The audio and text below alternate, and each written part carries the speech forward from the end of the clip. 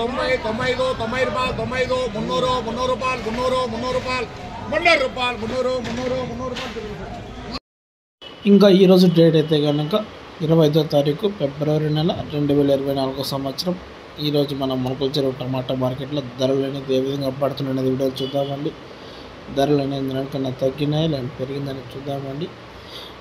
మనకందరికీ తెలిసిందే మన మొలకల చెరువు టమాటా మార్కెట్లో 22 కిలోల బాక్సెస్ మాత్రమే ఉంటాయండి.